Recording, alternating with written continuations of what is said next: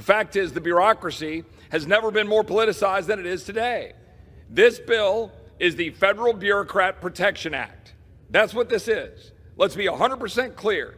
This is about leftists in this body wanting to protect the entrenched leftists in the bureaucracy, undermining the will of the American people every single day. That's what it's about.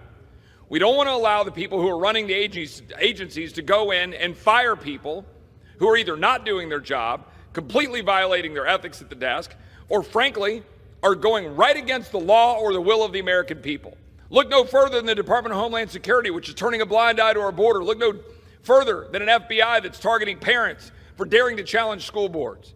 That's what your federal bureaucracy is doing. All of these charges being levied saying, oh, this is about hate, going after federal employees. I'm a former federal prosecutor, worked with the Department of Justice. My father worked in the federal government for 20 years, right here.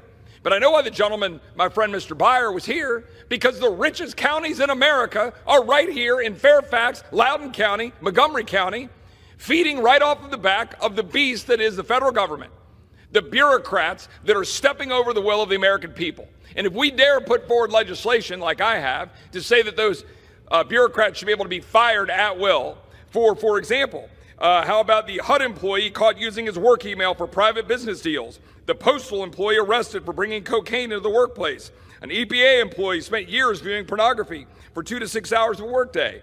But the fact is, only 25% of federal supervisors felt they could successfully remove an employee, while 78% reported that previous efforts to remove the employee had no effect. Only 3% of whistleblower complaints are substantiated. 175 of 16,000 discrimination complaints were substantiated in 2019.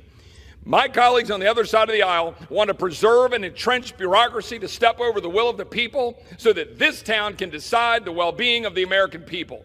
That's what it's about. It's about power. It's about the entrenchment of power among bureaucrats. My colleagues know it, and that's why they're trying to advance this legislation.